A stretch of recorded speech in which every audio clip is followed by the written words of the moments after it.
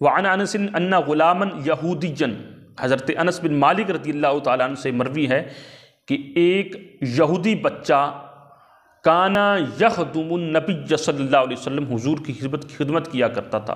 غلام اس بچے کو بولتے ہیں جو نابالغ ہو اور سمجھدار ہو۔ اس سے چھوٹا بچہ ہوتا ہے جو نابالغ بھی ہوتا ہے، ناسمجھ بھی ہوتا ہے، سبھی بولتے ہیں۔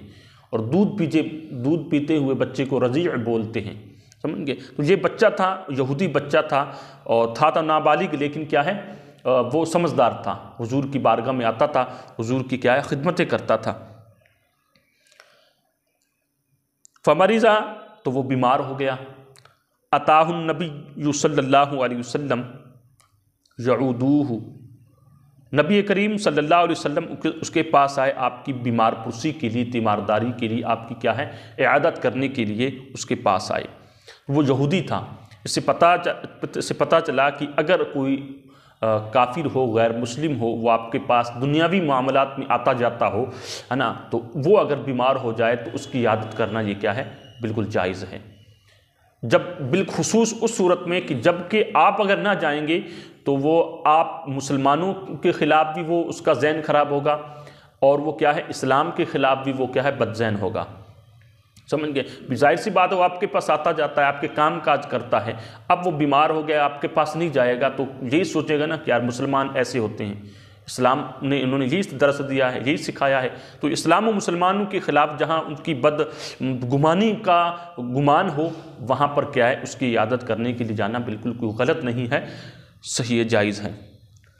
تو حضور کیا ہے وہاں تشریف لے گئے، کیونکہ حضور کے پاس وہ آتا جاتا تھا، حضور کی خدمت کرتا تھا، پلس یہ کہ حضور کو یہ پہلے سے معلوم تھا کہ میں آپ اس کی عیادت کرنے کے لیے جاؤں گا، جیسا کہ آپ آگے حدیث میں آ رہا ہے، تو اس کی کیا ہے عیادت کروں گا تو وہ کیا ہے ایمان لے آئے گا، مسلمان ہو جائے گا۔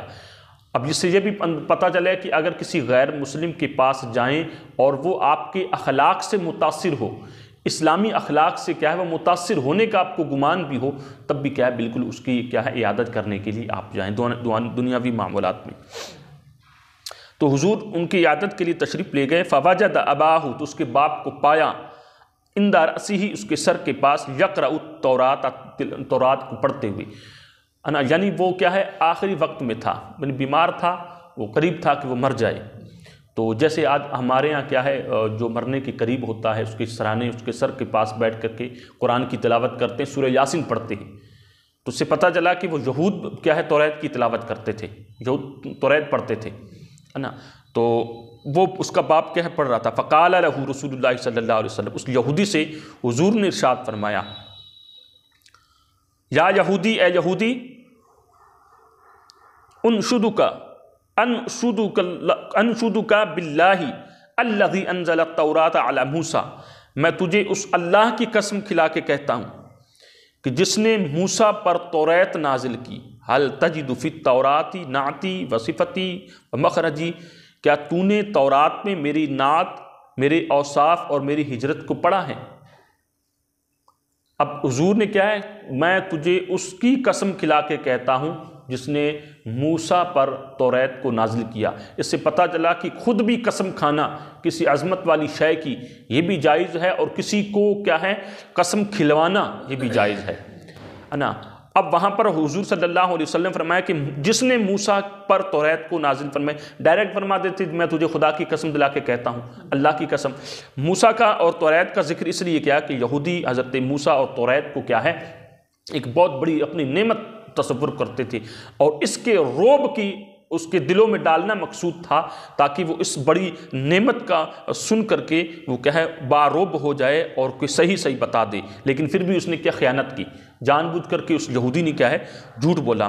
سرکار نے فرمایا کہ تو توریت پڑھتا ہے، کیا توریت میں میری صفت، میری نعت اور میری ہجرت کے بارے میں تو نے پایا ہے؟ قال لا، اس یہودی نے کیا کہا؟ نہیں، حالانکہ توریت میں تھا۔ قال الفتى، اور نوجوان نے کہا، بلا کیوں نہیں، واللہ یا رسول اللہ، اللہ کی قسم یا رسول اللہ صلی اللہ تعالی وسلم، انا نجد لک فی التوراۃ، کہ ہم نے تورات میں آپ کے لیے پایا ہے، نعتک و صفتک و مخرجک، آپ کی نعت اور آپ کی صفات اور آپ کی ہجرت کے بارے میں سارا کو سارا توریت میں کیا ہے پایا ہے۔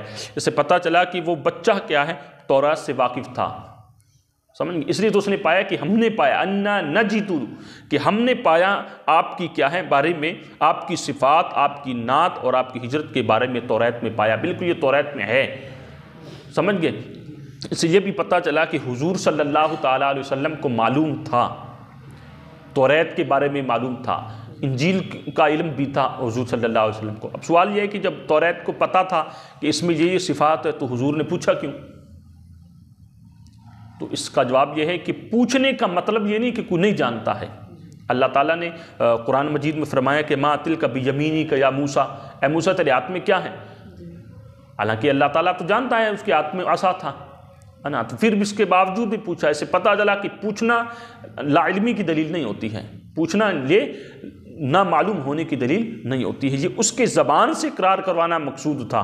اس لیے کیا ہے سرکار نے یہودی سے پوچھا تاکہ یہودی خود اقرار کرے کہ ہماری توریت میں آپ کے اوصاف ہیں، سمجھ گئے؟ اس لیے کیا ہے سرکار نے پوچھا، تو وہ نوجوان نے بتا دیا کہ آپ کے بارے میں آپ کی صفات، آپ کی ہجرت، آپ کی نعت سب توریت میں ہے۔ وَإِنِّي أَشْهَدُ أَن لَا إِلَٰهَ إِلَّا اللَّهُ، اور میں گواہی دیتا ہوں کہ اللہ کے علاوہ کوئی بھی معبود نہیں ہے، وَأَنَّكَ رَسُولُ اللَّهِ صلی اللہ علیہ وسلم، اور آپ اللہ کے رسول ہیں صلی اللہ تعالیٰ علیہ وسلم۔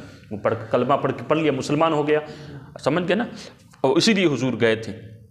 فقال النبی صلی اللہ علیہ وسلم لأصحابہ، اپنے صحابہ سے حضور نے ارشاد فرمایا، اقیموا ھذا من عند راسہ، اس کے کیا ہے سر کے، یہودی کے سر کے پاس سے اسے اٹھا لو۔ اب وہ وفات پا گیا تھا نا، تو فرمایا اس سے لے جاؤ، اب یہ مسلمان ہے۔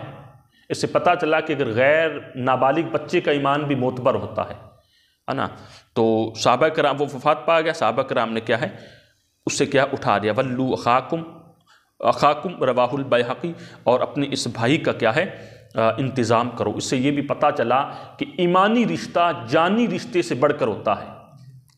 کیوں؟ اس لیے کہ ایک بچہ اگر انتقال ہو جائے تو اس کو، اور اجنبی بھی ہو، اور اس کے ماں باپ اگرچہ کافر ہو، تو مسلمان کیا ہے اس اجنبی اس اجنبی بچہ جو مسلمان ہوا ہے اس کے کافر ماں باپ کو ہاتھ نہیں لگانے دیتے۔ سگا بھائی بھی ہو، وہ بھی کافر ہے، وہ بھی ہاتھ نہیں لگا سکتا۔ مسلمان اجنبی ہے، وہ نہیں جانتے، وہی اس کے کفن دفن کا انتظام کریں گے۔ ہوتا ہے نا ایسا بھی، ایک بچہ اگر مسلمان ہے مر گیا، اس کے ماں باپ اگرچہ کافر ہیں تو کافر کو اخروی انتظامات کرنے نہیں دیتے۔ کفن دفن کا انتظام کون کرتا ہے؟ مسلمان کرتے، اگرچہ وہ اسے نہیں جانتے۔ اس سے پتہ چلا کہ ایمانی رشتہ جانی رشتے سے کیا ہے بڑھ کر ہوتا ہے۔